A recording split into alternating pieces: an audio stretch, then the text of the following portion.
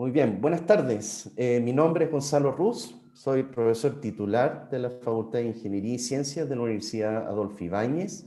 Quiero darles la bienvenida a una nueva actividad del Festival Puerto Ideas Valparaíso, Navegando en un mar de likes, en la que conversaré con la socióloga española Sandra González Bailón. Ella es profesora asociada de la Annenberg School of Communication, Universidad de Pensilvania en Estados Unidos, sobre el fenómeno de las redes sociales, así como también su rol e incidencia en la esfera pública y política.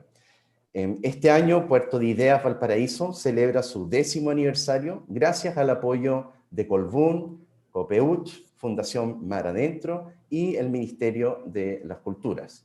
Esperemos que lo disfruten. ¿Ya? Ok, bueno, buenas tardes, Sandra, ¿cómo estás? Hola, buenas tardes. Pues muy bien, encantada de estar aquí. Qué bueno, me alegro. Bueno, la temática, ¿verdad?, de esta conversación gira en torno a redes sociales y esto va muy de la mano con una de las disciplinas en las cuales tú investigas, llamada Ciencias Sociales Computacional, ¿verdad? De hecho, recientemente tú publicaste junto a otros coautores un paper en Science dedicado, ¿verdad?, a esta área llamada Ciencias Sociales Computacional, y me gustaría si pudiera explicarnos un poco en qué consiste esta disciplina, qué beneficios le trae a las ciencias sociales la incorporación de la computación. Sí, bueno, pues esto es un nuevo campo que está emergiendo en la intersección de varias disciplinas y que ha surgido en parte como consecuencia de la irrupción de tecnologías digitales, ¿no? Las tecnologías de comunicación, redes digitales que están mediando, bueno, la mayor parte de nuestras interacciones y nuestras transacciones diarias.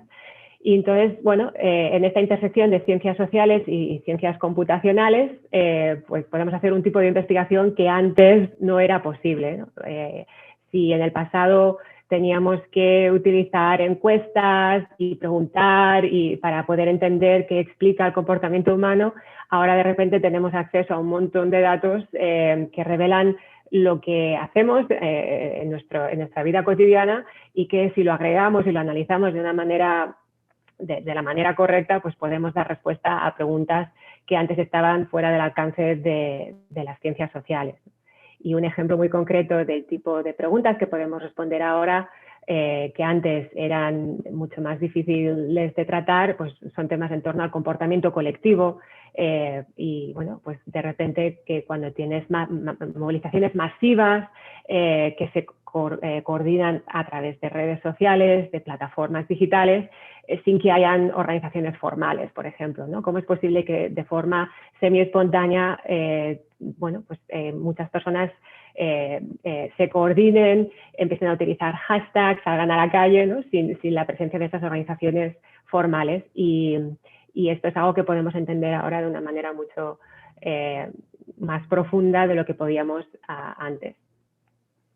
Perfecto. Oye, y acá parte de este artículo, ¿verdad? También señalan que, si bien, como tú acabas de escribir, esto trae una serie de beneficios para poder analizar, ¿verdad?, comportamiento social a través de estos grandes números e interacciones, ¿verdad?, de redes que ocurren. También hay obstáculos, ¿verdad? Hay ciertos obstáculos en poder desarrollar esta disciplina, incluso, ¿verdad?, obstáculos desde acceso a data o incluso quizás desde las ramas más tradicionales de ciencias sociales, en los cuales no siempre aprueban este tipo de enfoque. Sí, bueno, yo diría que el reto más importante es el de la privacidad, ¿no? ¿Cómo podemos utilizar estos datos para responder a preguntas que van a beneficiar al bien común, ¿no? Que nos van a ayudar a diseñar mejores instituciones o a mejorar la forma en la que vivimos, sin dañar, bueno, pues sin atentar contra la privacidad y el derecho que tenemos a decidir cómo se utilizan nuestros datos? Yo diría que eso es un reto importante sobre el que estamos trabajando muchos, ¿no? Y existen garantías que podemos bueno, pues utilizar para estar seguros de que estamos utilizando esos datos para responder a preguntas importantes que nos van a beneficiar a todos, sin abusar del acceso a datos y sin romper este principio de privacidad. Y luego existen otro tipo de retos que son más institucionales y es de infraestructura, de cómo creamos las infraestructuras que necesitamos para permitir que el acceso a esos datos esté en manos de todos y no solamente de unos pocos en el sector privado que van a utilizar esos datos pues, para su propio beneficio, ¿no? Y esto, pues tiene que ver con cómo diseñamos estas infraestructuras y el rol que juegan las universidades y los investigadores en garantizar que el acceso a esos datos no va a estar restringido solamente a unos pocos, ¿no? Sino que estos datos van a ponerse al servicio de la investigación y de fines que van a beneficiar que nos van a beneficiar a todos, ¿no? al bien común. Perfecto. Oye, desde el punto de vista universidades que tú mencionaste, por lo menos acá en Chile, yo diría que esta disciplina es más bien incipiente y uno logra detectar algunos de estos aspectos en programas más bien a nivel de posgrado acá en Chile, programas doctorales. Sin embargo, la idea acá, entiendo, es evidentemente que esta disciplina pueda más bien partir a nivel incluso de pregrado al momento de enseñar ciencias sociales. ¿Eso es así y cómo se logra?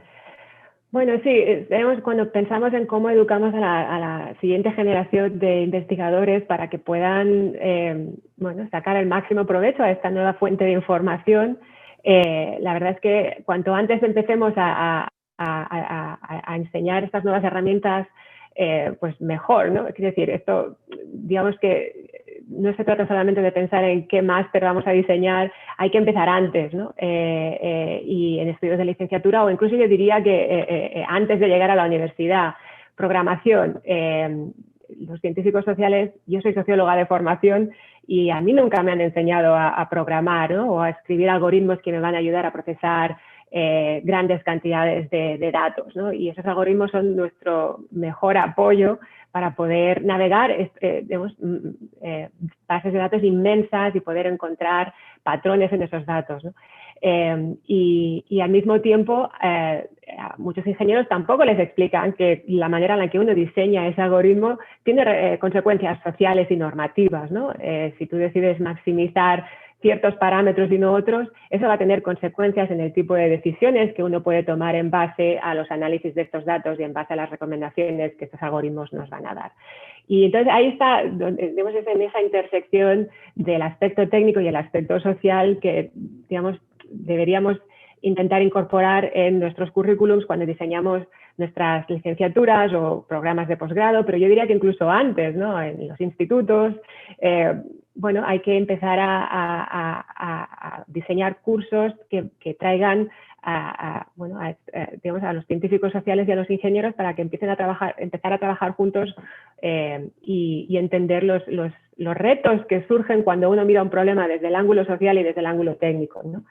Y yo creo que hay muchos ejemplos de iniciativas que están haciendo esto, pero hay que hacerlo más, ¿no? Digamos que, como tú decías, Gonzalo, es todo muy incipiente y hay ciertas inercias en las universidades en cómo compartimentalizamos el conocimiento y yo diría que hace falta pues, crear muchos más puentes entre departamentos o facultades que se asocian con las ciencias sociales y departamentos y facultades de ingeniería, ¿no? Hay que crear más cursos que traigan a estas dos comunidades a un mismo foro y que empecemos a aprender a trabajar en conjunto, ¿no? Y a trabajar en equipo, que es algo que se está empezando a hacer y que nosotros intentamos defender o recomendar que se haga más en este artículo que tú mencionabas, pero yo creo que todavía hay que hacer más. Perfecto, muchas gracias. Sí, bueno, es realmente una disciplina muy, muy interesante, dado como tú mencionas, ambos mundos, ¿verdad? Yo que vengo del lado más de data science, ¿verdad? También es muy atractivo poder aplicar todas las técnicas que se han ido desarrollando desde la ciencia de los datos, inteligencia artificial, machine learning, para data que más bien proviene o trata de explicar algún tipo de fenómeno social. Quería entrar en otra temática muy interesante asociado a tu línea de investigación, en uno de tus proyectos más recientes de National Science Foundation, ¿verdad? El NSF, que para explicar acá en Chile es equivalente a los proyectos Fondesit que nos tenemos de nuestra Agencia Nacional de Investigación y Desarrollo, ANID, y está asociado a esto de poder estudiar el consumo de noticias online, y la exposición a ella, y también cómo esto ha ido evolucionando y cómo puede impactar el hecho de uno visitar un medio de noticias directamente desde tu desktop, desde tu computadora al portal, versus lo que uno podría leer a través de redes sociales, que también sacan segmentos, ¿verdad?, de eso. Entonces me gustaría que nos pudieras contar un poco sobre este proyecto, qué cosas han logrado descubrir, ¿verdad?, cuáles han sido los desafíos. Sí, bueno, la motivación detrás de este proyecto realmente es una motivación normativa, ¿no? Y tenemos esta asunción de que para ser buenos ciudadanos tenemos que estar informados de lo que nuestros representantes hacen, ¿no? Pues para poder decidir si queremos que sigan siendo nuestros representantes o juzgar que su trabajo no es adecuado. Entonces, la parte en la que estamos obteniendo información, la manera en la que consumimos información política, consumimos noticias, es la pieza clave para entender esta parte del proceso democrático, ¿no? Y la manera en la que los científicos sociales usualmente intentaban indagar sobre esta cuestión, ¿no?, de cómo consumen noticias los ciudadanos, porque eso nos va a permitir entender cómo forman sus preferencias políticas y cómo definen su comportamiento político. La forma en la que teníamos de indagar en esto era preguntando, ¿no?, utilizando encuestas, y bueno, ¿y usted cuántas noticias consume al día, con cuánta frecuencia, qué medios de comunicación son los más importantes en su dieta informativa? Y a esto es a lo que me refería antes, ¿no? O sea, pero muchas veces necesitamos preguntar a la gente por qué hace lo que hace, ¿no? Pero hay otros aspectos del comportamiento humano que son muy difíciles de medir cuando uno pregunta, ¿no? Y en este contexto en concreto hay mucho ruido, cuando, o sea, no porque no nos digan la verdad las personas a las que les preguntamos estas cosas, sino porque es muy difícil dar una respuesta digamos, accurate, ¿no?, que nos dé realmente la información que estamos buscando. Es muy difícil si yo te pregunto, Gonzalo, ¿y cuántas noticias leíste ayer?, que me des realmente una respuesta. Me vas a decir algo, pero si después medimos lo que realmente hiciste, seguramente habrá una discrepancia, ¿no? Entonces, digamos que es mucho más...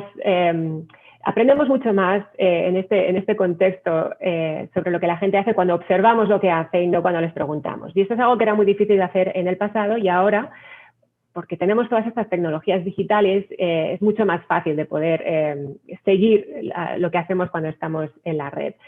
Y esto es lo que el proyecto intenta hacer, ¿no? Estamos utilizando métodos de seguimiento online de lo que la gente hace cuando se conecta a la web o cuando usa teléfonos móviles, y cuando agregamos esta información a nivel de poblaciones, esto nos da una información mucho más fidedigna de qué patrones de consumo de noticias observamos en un contexto concreto y en un momento concreto. Y entonces, cuando uno se pone a analizar estos datos, pues podemos descubrir sobre si es cierto que hay autoselección, si es más fácil que yo consuma noticias que me van a dar una versión del mundo con la que yo ya estoy de acuerdo, ¿no? O si voy a escuchar a la otra parte, ¿no? Y en este mundo polarizado, sobre todo en Estados Unidos, esto es algo que se da por sentado, ¿no? Que solamente vamos a consumir noticias que van a confirmar lo que ya sabemos o lo que ya creemos. Y entonces, bueno, una de las cosas que hemos descubierto, por ejemplo, es que la diversidad en las fuentes de información que la gente consume va en aumento, no está disminuyendo, y que a pesar de que es cierto que hay cierta tendencia a leer fuentes de noticias con las que uno, digamos, ideológicamente está alineado, también es cierto que la ideología o el sesgo ideológico de las fuentes de información no explica, digamos, toda la diversidad de noticias que consumimos, ¿no? Y uno de los mecanismos que creemos que subyace a esta diversificación en el consumo de noticias son los agregadores de noticias, las redes sociales. Y esto es algo que a lo mejor no nos sorprende a muchos, pero digamos, en el trabajo investigador se dijeron muchas cosas cuando empezaron a irrumpir estas tecnologías digitales sobre burbujas informativas, sobre el aumento de polarización, y nosotros no encontramos esos patrones, ¿no? Analizando datos durante los últimos 5 años,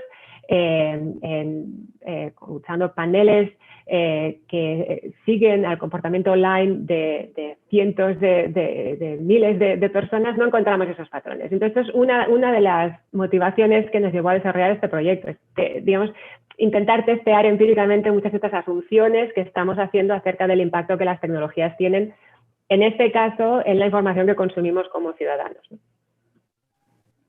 Perfecto. Oye, quería pedirte si nos podías explicar un poco muchas de las publicaciones que has generado en torno a este proyecto. Hay una reciente, ¿verdad?, que salió hace un poco más de una semana en PNAS, en el Proceedings of the National Academy of Science de Estados Unidos, una excelente revista, así que felicitaciones. Un gran trabajo asociado a esto, se llama Exposure to News Grows Less Fragmented with an Increase in Mobile Access. Y en este trabajo, tanto como otras publicaciones asociadas a este proyecto, la herramienta desde el punto de vista de una de las herramientas que se ocupa, que tú mencionas en tus publicaciones desde el mundo más ahora computacional, ¿verdad?, que hablamos antes, es de estas redes de audiencia y redes de audiencia traslapada. Quería preguntarte un poco que nos pudieras explicar en qué consisten estas redes, qué representan los nodos, los arcos y cómo se utilizan. Sí, pues eso es, digamos, uno de los artículos que han salido de este proyecto que mencionaba, ¿no? Y entonces, digamos, el material primo aquí en este tipo de investigación, como decía, es tenemos información acerca de la que la gente hace cuando se conecta a la red y en concreto prestamos atención a las audiencias que acceden a medios de comunicación como, bueno, The New York Times, The Washington Post, CNN.com. Entonces tenemos una lista de aproximadamente 420 medios de comunicación que son los más importantes en términos de la base de audiencia en Estados Unidos, y estos son nuestros nodos, ¿no? O sea, los nodos en nuestras redes son fuentes de noticias, medios de comunicación, y una de las cosas que hacemos es mirar a cuántas de las personas que acceden a, say, The New York Times también consumen noticias publicadas por Washington Post, o cuántas de las personas que acceden a CNN también van a Fox News, ¿no?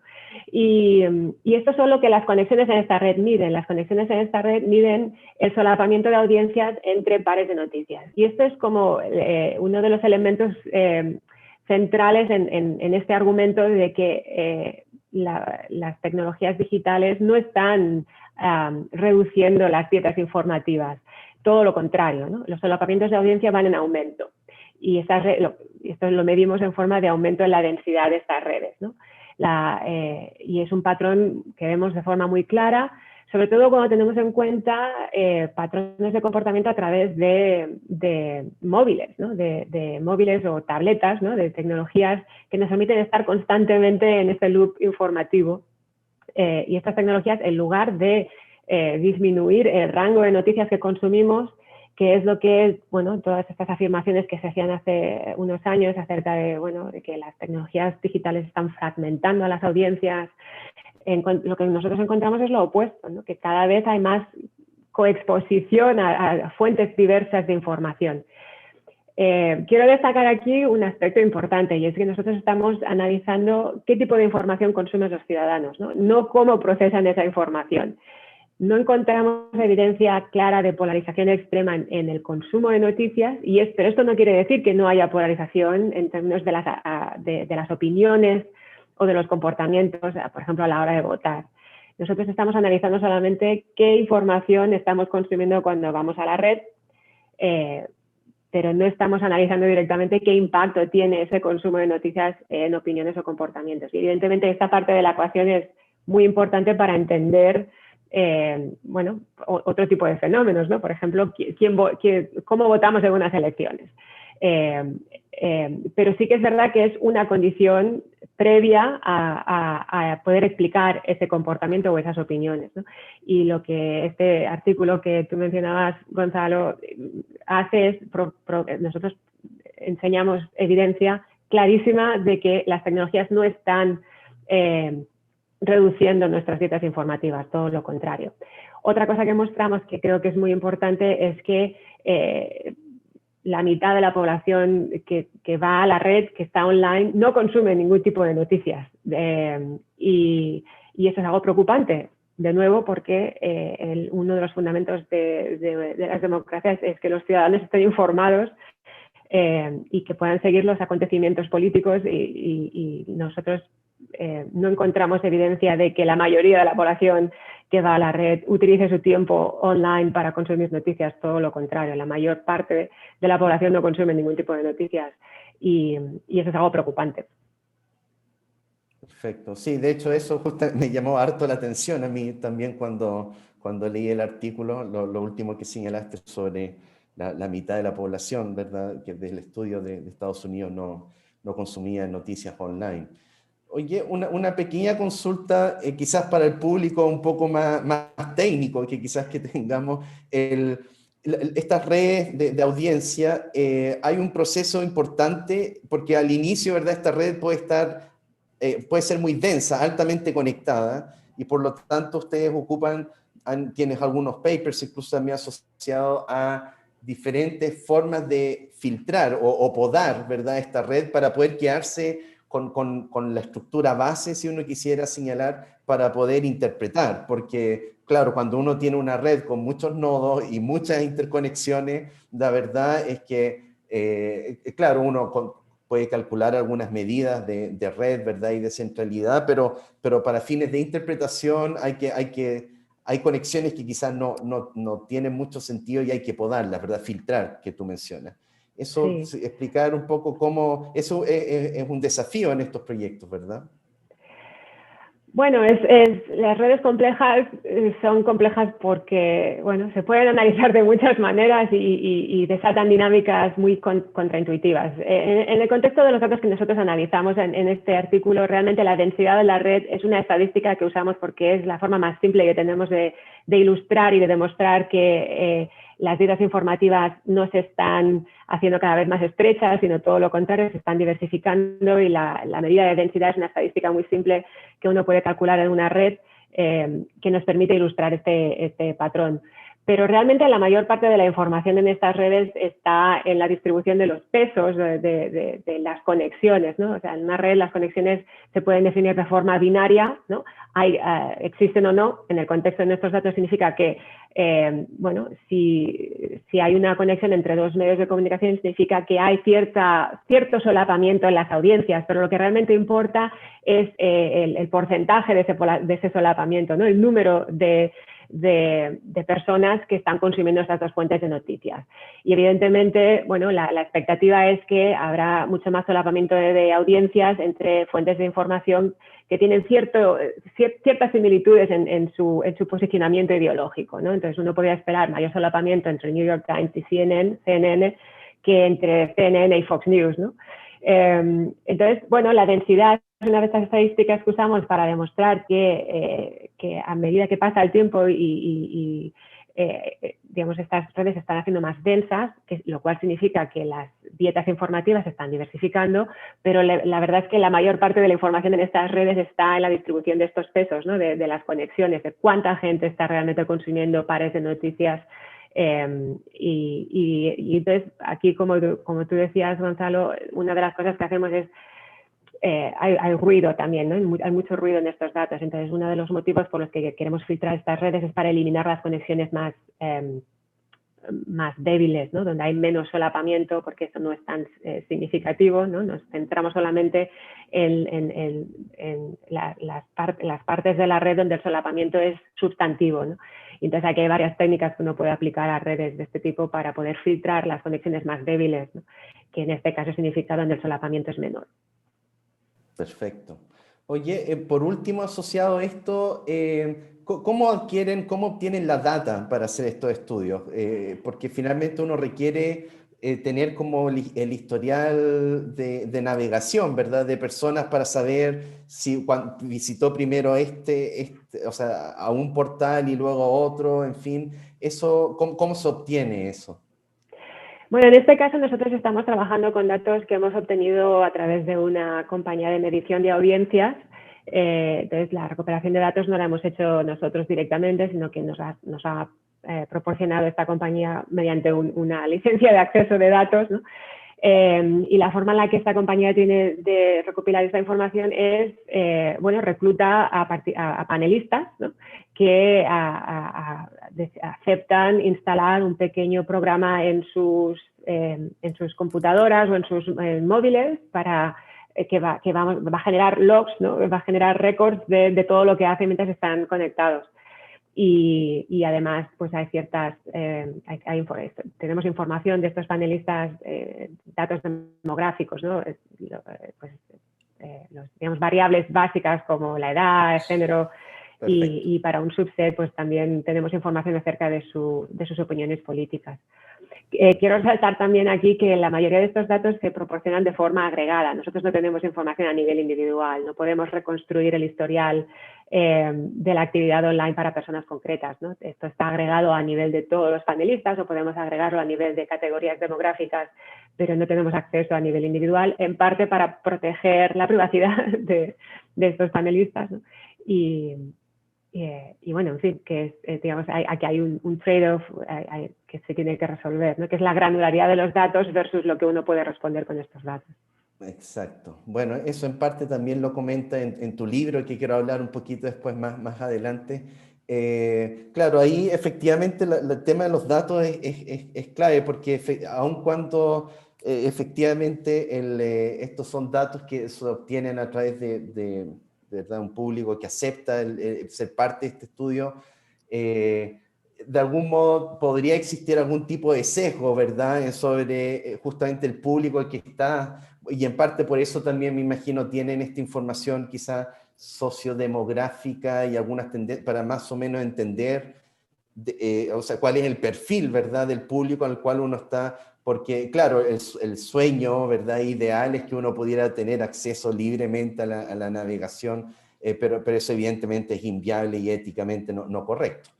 Pero por lo tanto, quizá un tema no menor en todos estos estudios es siempre esta componente de sesgo que pudiera existir, ¿verdad? En los datos y en la forma en que uno captura esos datos.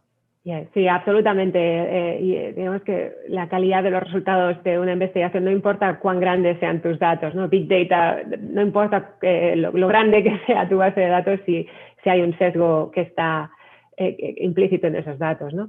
Y hay maneras de corregir esos sesgos. A veces realmente uno no necesita datos representativos de la población, ¿no? Cuando analizamos datos de Twitter, por ejemplo, para entender cómo la desinformación circula por redes sociales, bueno, ya sabemos que la actividad en Twitter no va a ser representativa de la población en general, porque bueno, en Estados Unidos no sé si es un 22 o un 23% de la población que utiliza Twitter, pero el presidente de Estados Unidos no le queda mucho tiempo, pero bueno, él está en Twitter y cada vez que publica un mensaje pasan cosas, ¿no?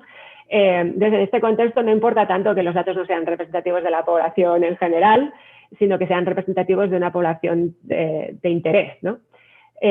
Ahora bien, en el caso de hacer generalizaciones de cómo la población en general consume noticias, evidentemente la representatividad importa y aquí es donde uno tiene que tener en cuenta las variables demográficas, intentar garantizar en la medida de lo posible que la población de análisis se corresponda con la población de objeto que estamos intentando entender, ¿no? Y bueno, y en este campo de las ciencias computacionales en general y del uso de machine learning y todos estos algoritmos y inteligencia artificial, uno de los grandes retos en muchas de estas técnicas es que los datos que se utilizan para entrenar a los algoritmos, para que nos den clasificaciones, por ejemplo, de imágenes, esos datos que se están utilizando para enseñar a los algoritmos están sesgados. Entonces, el algoritmo va a aprender el sesgo, ¿no?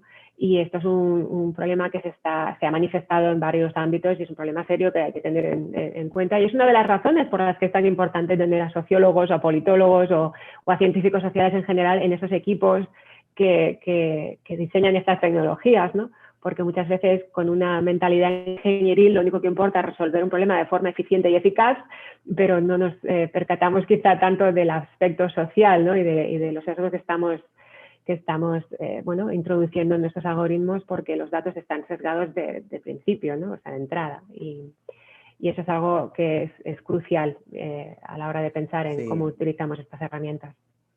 Concuerdo contigo efectivamente, porque el aspecto, ¿verdad?, de poder darle un contexto a los datos, ¿verdad?, y no solo tomar un dataset y meterlo a algún algoritmo de machine learning o lo que fuera para obtener una predicción, sin saber cómo realmente interpretar esos resultados, puede ser algo muy negativo al final y perjudicial incluso.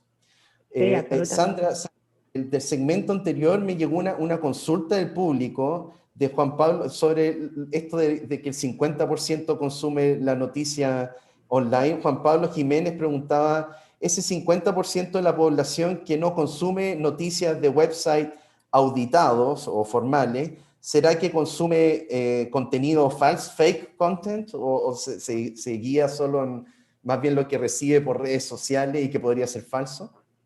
Es una buena pregunta y yo diría que es algo que no podemos iluminar directamente con los datos que hemos analizado hasta ahora, pero evidentemente mi intuición es que esta es una población particularmente vulnerable a campañas de manipulación informativa.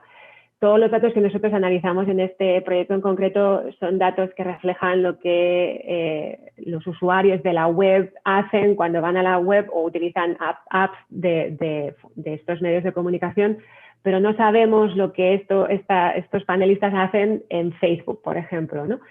Facebook es como un jardín cerrado y en la medida en que la mayoría de la población está en Facebook, bueno, la pregunta es, ¿y qué pasa con este 50% que no consume noticias de forma voluntaria? ¿Qué pasa cuando están en una red social como Facebook o incluso WhatsApp, ¿no? Y reciben, bueno, pues eso, memes o mensajes que forman parte de estas campañas de desinformación. Mi intuición es que no van a tener el mismo tipo de herramientas para determinar si esa información es veraz o no, porque no tienen nada con la que contrastar, no han consumido, no están, digamos, inmersos en consumo de noticias en general, entonces no van a poder contrastar esa información con otras informaciones más legítimas. Es algo que es una hipótesis en este momento que estamos intentando testear, ¿no? Pero me parece que es una muy buena pregunta, muy buena intuición, ¿no? Efectivamente, si hay alguna población particularmente vulnerable a campañas de desinformación, es esta mitad de la población online que prefiere evitar el consumo de noticias y hacen otras cosas, ¿no? Como bueno, entretenimiento o hacen otras actividades. Oye, tú acabas de mencionar recién esto de poder manipular. Hay un paper tuyo asociado al rol que pueden jugar los bots, ¿verdad? Estos robots computacionales o algoritmos, ¿verdad? Que pueden intervenir en redes sociales con mensajes, ¿verdad? Y la pregunta es, ¿verdad? ¿Qué impacto podrían tener bots durante eventos políticos como las elecciones que recientemente acaba de ocurrir en Estados Unidos, ¿verdad? ¿Qué rol juegan? ¿Cómo pueden influir en el flujo de la información? Sí, bueno, los bots son programas, son cuentas automatizadas, ¿no? Hay muchos tipos de bots, ¿no? Los medios de comunicación utilizan bots para enviar, bueno, headlines, ¿no? Titulares de forma automatizada cada X minutos. Y luego están los bots que han sido diseñados, pues, como parte de estos ejércitos digitales de desinformación o de manipulación de información. Y entonces se ha documentado de forma bastante, digamos, no ambigua, de forma bastante sólida, el hecho de que los bots abundan en las redes, en Twitter en concreto, ¿no? Una gran fracción de las cuentas en Twitter no son cuentas humanas, por llamarlas de alguna manera, son cuentas automatizadas. No todas ellas son automatizadas con fines malévolos, ¿no? Como decía, muchas de estas cuentas automatizadas pertenecen a medios de comunicación que están, bueno, pues eso, automatizando la publicación de titulares y de noticias, pero una gran fracción son cuentas que se han diseñado para manipular cosas, flujo de información, para intentar manipular opiniones. Y yo diría que nos hace falta más investigación para poder llegar a conclusiones sólidas. Yo creo que tenemos muy buenos motivos para sospechar que puedan tener un impacto estas cuentas automatizadas, estos bots, que pueden tener un impacto en las opiniones de los usuarios que ven este tipo de información.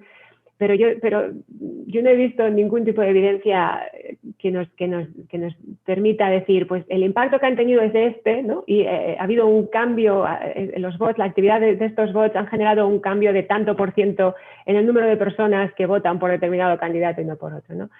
Y en la investigación que yo he hecho con mis colaboradores, por ejemplo, una de las cosas que hemos, digamos, descubierto es que sí, hay muchos bots.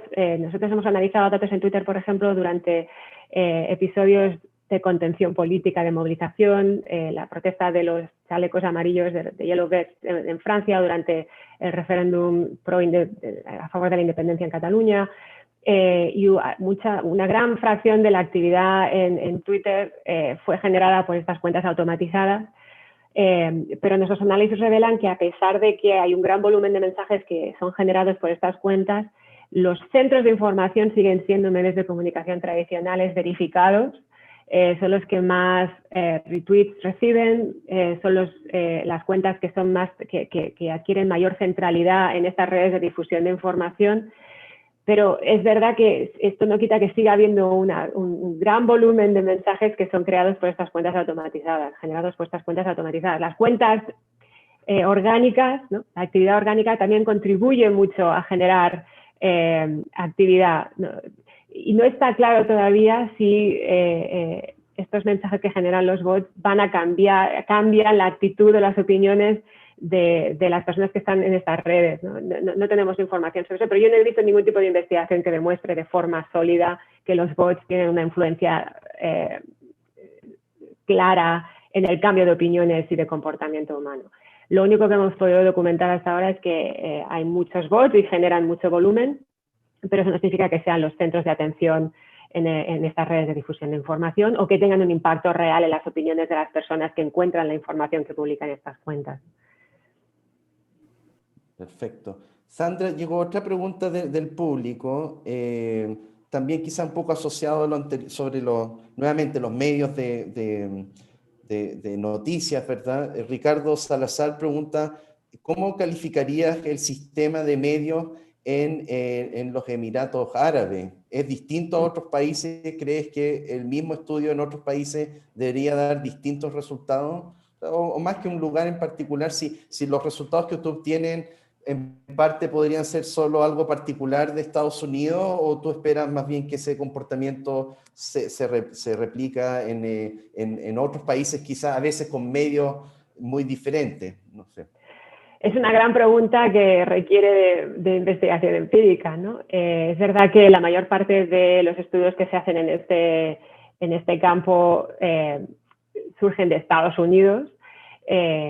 Y bueno, yo en particular, yo y mi equipo estamos intentando desarrollar estudios que vayan más allá de lo que pasa en Estados Unidos. Y sí que es verdad que las tecnologías son las mismas, pero lo que cambia es el entorno mediático y es evidentemente, y cómo se regulan los medios de comunicación y el contexto político es distinto, y evidentemente todo esto va a tener un impacto en cómo estas tecnologías se utilizan, ¿no?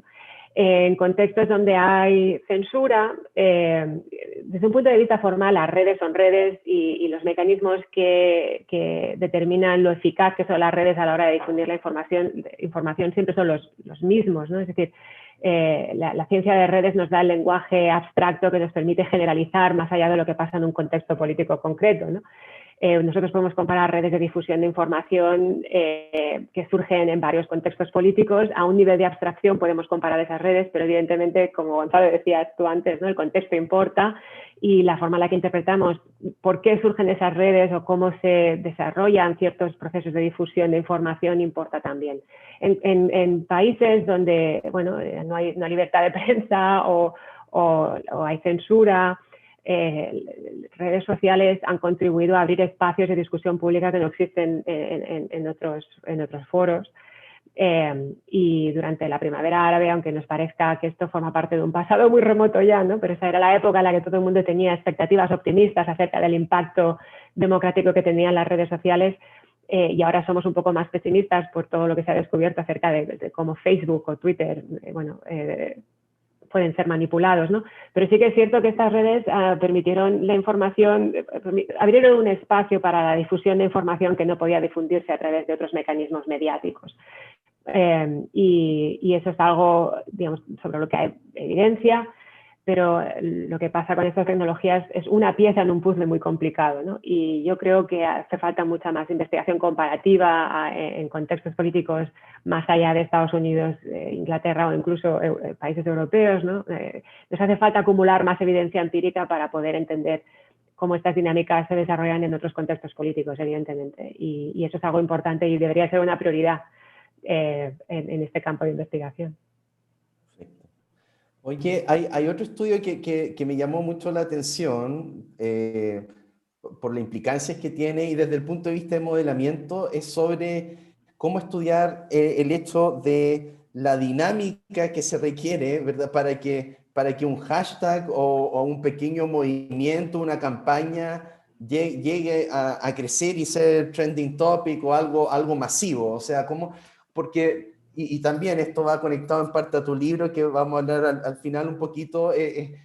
Hay cosas que quizás uno no tiene la intención de que vaya a crecer tanto, ¿verdad? Y por lo tanto, que básicamente, en base a los modelos que han visto, ¿qué condiciones tienen que darse, o más bien para que algo que parte pequeño, como una pequeña noticia, un hashtag o algo, de repente explote?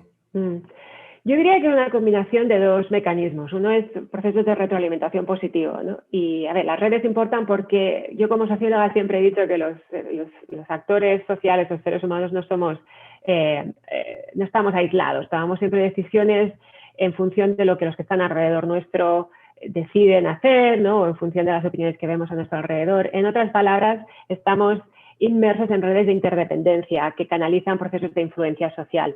Y esta es la clave para entender estos procesos de retroalimentación positiva, ¿no? En redes sociales como Twitter es relativamente fácil poder hacer ejercicios de ingeniería reversa y entender cuando un hashtag se convierte en viral, cómo empezó, ¿no? El proceso. Y cuando hablo de mecanismos de retroalimentación positiva, a lo que me refiero es este mecanismo de refuerzo, de ventaja acumulativa, ¿no? De cuando uno empieza a utilizar un hashtag y los que están alrededor nuestro empiezan a utilizar el mismo hashtag.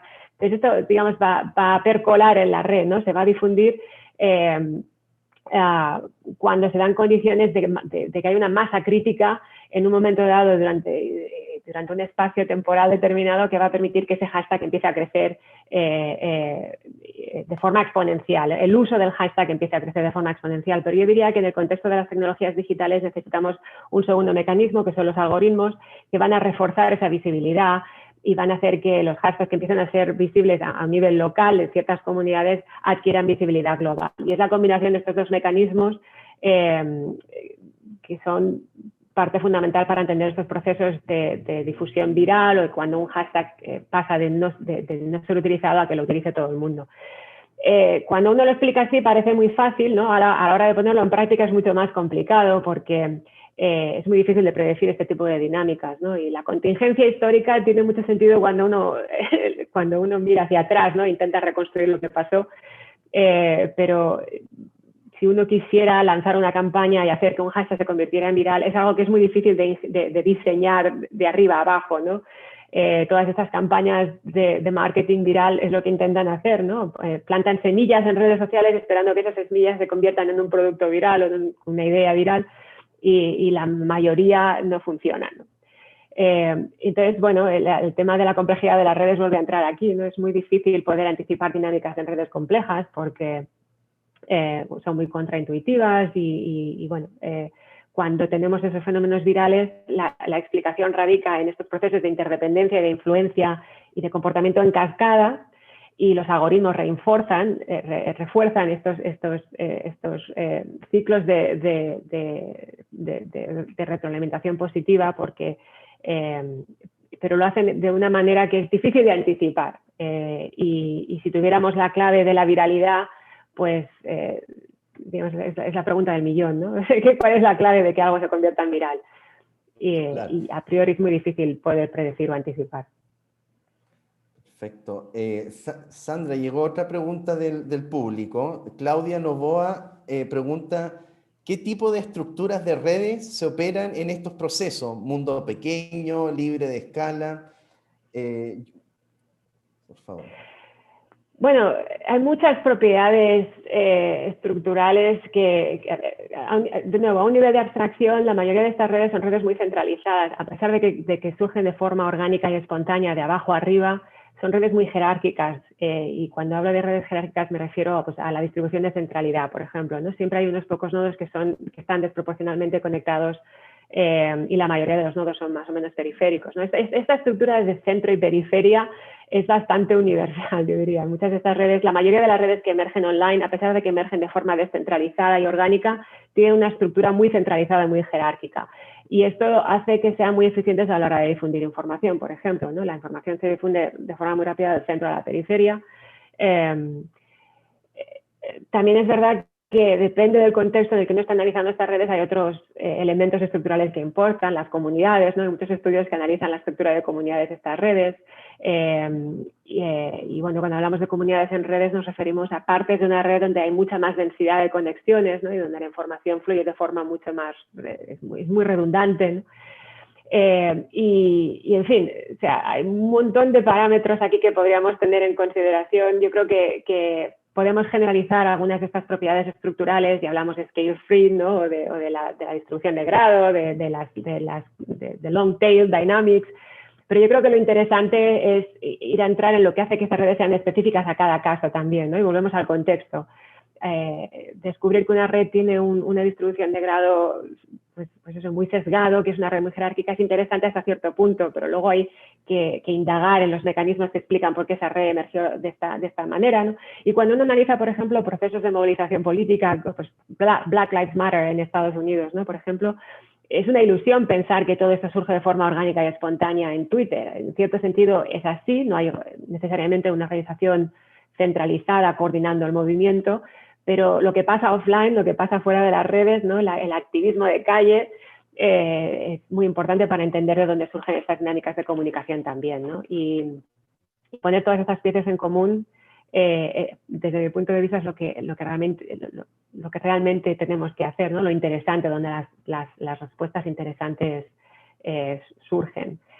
Más allá de que todas estas redes tengan ciertas propiedades estadísticas, ¿no? Esto es interesante a un nivel, pero si queremos realmente entender de dónde surgen estas redes, tenemos que ir más allá de esas propiedades estructurales. Perfecto. Oye, Sandra, quería llevarte a tu libro más reciente, que bueno, salió a fines del 2017. Es un excelente libro, felicitaciones, lo estuve leyendo Gracias. estos días. Para el público se llama Decoding the Social World, ¿verdad? Decodificando el mundo social. 2 puntos, Data Science and the Unintended Consequences of Communication. Está disponible también, yo lo compré, está en ebook, así que lo pueden Amazon o Google Play, en fin, para que el público lo pueda adquirir. Quería preguntarte un poco, bueno, este libro en parte toca algunos de los temas que hemos estado conversando. Quería preguntarte un poco cuál fue la motivación también nuevamente de este libro. En un principio, y luego tengo algunas preguntas particulares sobre algunos temas. Bueno, este es un libro que realmente escribí. Sabes que a veces estás escribiendo artículos académicos y 8.000 palabras no te da para tanto, ¿no? Y es algo que yo quería contar una historia un poco de por qué me entusiasma la idea de poder utilizar estos datos digitales para poder responder a preguntas que los sociólogos llevan mucho tiempo intentando responder. Lo escribí en parte también como contrapunto a muchos argumentos acerca de la parte más oscura de estas tecnologías y de los datos, ¿no? Y contar todo lo que hemos podido aprender y todo lo que podemos aprender si analizamos estos datos de la forma correcta, preservando la privacidad y no respetando la autonomía. Pero hay muchas preguntas que podemos responder que llevamos mucho tiempo intentando responder y que ahora están al alcance de nuestra mano porque, bueno, literalmente estos datos nos han permitido ver el mundo de una forma diferente, ¿no? Y descubrir patrones que antes eran intangibles. Y esto es particularmente cierto cuando uno piensa en las redes sociales. Las redes sociales preexisten a Internet. Como decía antes, los seres humanos no somos agentes aislados, ¿no? Estamos todos inmersos en redes de interdependencias. Y estas redes son muy intangibles, es muy difícil. Yo cuando empecé mi doctorado, por ejemplo, y hablaba de redes, pues todavía era un poco como abstracto, ¿no? ¿Qué son estas estructuras que hace que todos seamos interdependientes? Y de repente, pues todas estas tecnologías empezaron a surgir, Facebook se convirtió en el gigante que es hoy, Twitter, Instagram, todas estas plataformas que hacen LinkedIn, ¿no? Que ahora es la idea de que estás a 3 grados de separación de otro profesional, ¿no? Y que LinkedIn te puede descubrir a quién tienes quién te puede introducir a otra persona, ¿no? Porque te da una noción de la distancia en redes y todo esto está como mucho más enraizado en el imaginario popular, ¿no? Todo el mundo entiende lo que son las redes bueno, y el libro pues responde un poco digamos, al entusiasmo que yo como socióloga siento a la hora de, bueno, que todo lo que podemos hacer ahora que antes no podíamos hacer, ¿no? Y todas las preguntas a las que podemos dar respuesta ahora que antes no podíamos responder. Y el libro pues intenta dar un poco, pues eso, un cierto contexto histórico al por qué esas preguntas son relevantes y porque antes eran muy difíciles de tratar y ahora pues podemos dar respuestas a las preguntas. Perfecto. Oye, dentro del libro se comenta un poco algo que, bueno, desde mi área a mí me fascina mucho, es esto de la capacidad de predicción, ¿verdad? Cómo poder predecir fenómenos sociales o comportamiento social humano. Hay algunas tendencias corrientes en que dicen que es imposible, ¿verdad? Dado los mismos incertidumbres o la forma en que operamos los seres humanos. Hay otras ramas que dicen que sí, y la pregunta es, claro, predicción, pero quizás hasta qué punto, ¿verdad? O cuáles son los límites de esa predicción. No sé si tú puedes comentar un poco sobre la factibilidad de poder predecir comportamiento social y bueno, ¿qué implicancias tiene eso? Sí, o sea, yo creo que es muy difícil ser determinista, como si tú eres sociólogo, es muy difícil tener una visión determinista de la vida social, ¿no? En ciencias, digamos, los que hacemos investigación, entendemos muy bien lo que son los modelos probabilísticos, entendemos que todo, al fin y al cabo, estamos intentando predecir en base a probabilidades, pero como decía antes, en el ejemplo de qué hashtags van a ser virales, ¿no? O queremos organizar una movilización masiva. O sea, no hay una clave para poder predecir cuándo vas a obtener una masa crítica o cuándo vas a hacer que un mensaje se convierta en viral. Es muy difícil predecir este tipo de dinámicas, en parte por la complejidad del sistema social y de cómo se desarrollan estas dinámicas a través de redes y esa es la clave del cambio social en parte de la libertad humana, ¿no? Es decir, el montón de consecuencias no intencionadas que surgen a medida que ciertos procesos tú puedes intentar diseñar una intervención y luego vas a tener que lidiar con las consecuencias no anticipadas de esa intervención, ¿no? Que va a cambiar totalmente tus planes y desde un punto de vista más estadístico y de modelación, de nuevo, o sea, uno puede tener modelos que asignan ciertas probabilidades a escenarios futuros, pero eso no es lo mismo que predecir, ¿no?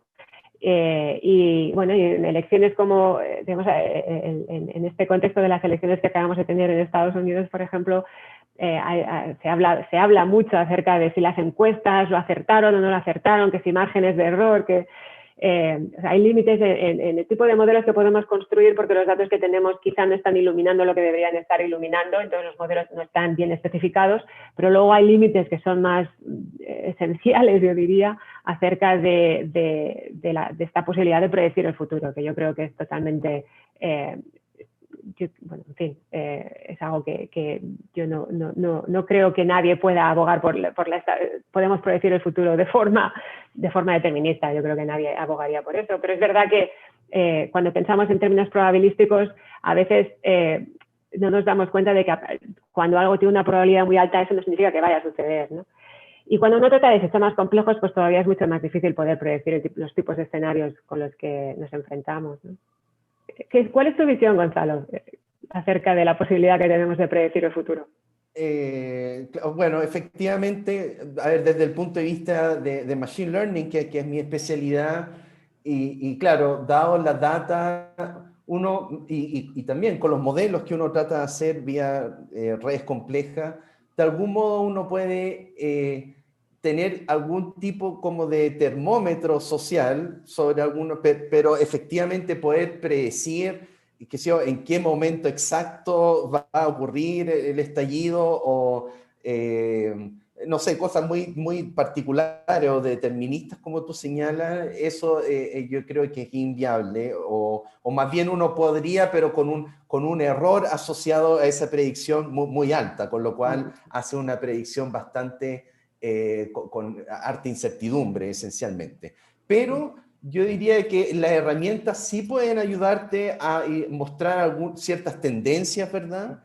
Insisto, como termómetros sociales de lo que puede, ojo, aquí algo se está empezando como a cocinar, pero sin todavía tener claridad, pucha, cuándo va nuevamente a transformarse viral alguna noticia o que genere un estallido social.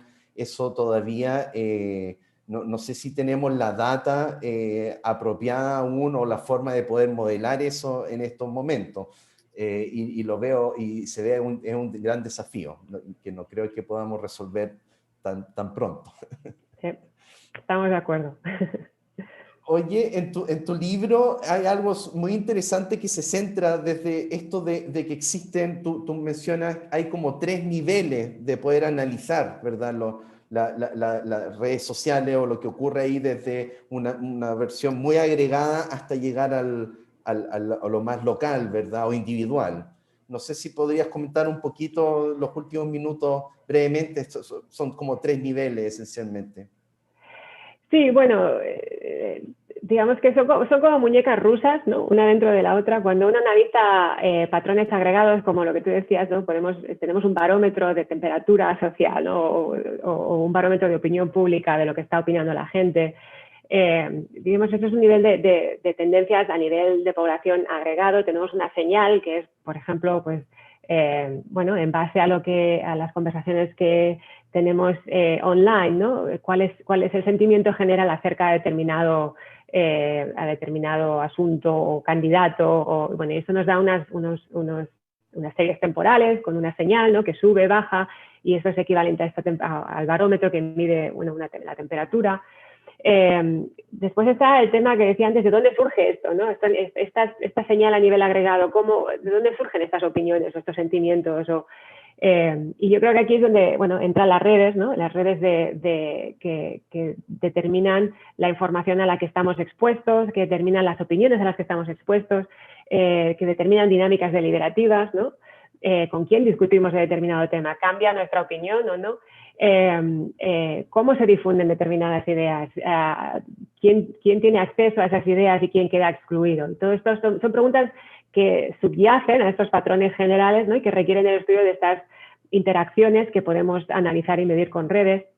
Y luego, en última instancia, está el nivel individual de las acciones individuales y es, bueno, cómo decidimos construir nuestras redes, ¿no? O de quién nos rodeamos o cómo cambian estas redes en función de cómo yo cambio o cuán susceptible soy a cambiar mi opinión en función de las discusiones que tengo con otras personas. Entonces, estos son mecanismos que funcionan a nivel individual. Y uno de los argumentos que defiendo en el libro es la idea de que por primera vez, yo diría, en la historia de las ciencias sociales o de la investigación social, podemos integrar estos 3 niveles de análisis porque tenemos datos que son lo suficientemente granulares como para permitirnos ir del nivel individual al nivel agregado, pasando por ese nivel intermedio de redes de interacción. Lo cual no significa que ya hayamos encontrado respuesta a todas las preguntas, pero desde un punto de vista de la investigación yo creo que es muy interesante y es muy excitante estar en este momento porque tenemos el tipo de datos que nos va a permitir integrar estos 3 niveles de análisis, ¿no? Y esto nos va a permitir dar respuestas mucho más poderosas a las que podíamos dar antes, ¿no? Entender, pues eso, pues cuando hay un estallido, cómo surge ese estallido, ¿no? O cómo cambian las opiniones y las decisiones que toman las personas, etcétera. Y yo creo que esto nos va a abrir una ventana a dinámicas sociales mucho más poderosa de la que podíamos abrir antes con encuestas lo cual no significa que las encuestas no nos den información interesante y relevante, ¿no? Pero la idea es compaginarlo con estas nuevas fuentes de información que son mucho más granulares y nos permiten explorar mecanismos de forma mucho más granular. Perfecto. Oye, Sandra, para el último minuto que nos queda, bueno, en torno a esto, a las elecciones presidenciales, ¿verdad?, de Estados Unidos, mi consulta es si estás pensando, bueno, no sé si has estado, tú y tu equipo has estado recolectando datos sobre todo este proceso, si tienen en mente desarrollar algún estudio, comentarnos brevemente eso. Sí. Tenemos una colaboración con Facebook, y cuando hablo en plural me refiero a mi grupo, pero muchos otros académicos en otras universidades. Llevamos trabajando pues, desde la primavera pensando en qué tipo de estudios nos permitiría dar respuesta a si la desinformación fue influyente en estas elecciones. Tenemos estudios preregistrados, el diseño de los estudios está preregistrado y vamos a empezar los análisis seguramente en enero o en febrero, y en parte es para poder dar cierta accountability, para poder aportar transparencia en estas discusiones públicas acerca del papel que plataformas como Facebook juegan en elecciones. Entonces, mi respuesta a tu pregunta es sí, los estudios están preregistrados, el diseño está preregistrado y si todo va bien, los resultados, haremos públicos los resultados a mediados del año que viene. Pero esta es una colaboración que yo creo que vamos a necesitar mucho más en el futuro, ¿no? Crear este tipo de colaboraciones entre académicos que somos independientes y lo único que nos interesa es encontrar respuestas correctas a las preguntas correctas, y con el sector privado, en este caso las plataformas como Facebook, que nos va a permitir tener acceso a los datos que necesitamos para dar respuesta a estas preguntas. Entonces, bueno, esto queda pendiente, pero el año que viene más. Perfecto. Bueno, Sandra, parece que ya llegamos al fin de este segmento. Quiero agradecerte por tu participación y felicitarte por todo el excelente trabajo que estás llevando a cabo y una disciplina realmente muy fascinante, esto de poder combinar, ¿verdad?, teoría social en parte con herramientas de data science y computación. Te deseo mucho éxito. Y Gracias, también Gonzalo. para el público, muchas gracias por acompañarnos y no se pierdan las actividades de Puerto Ideas de Valparaíso.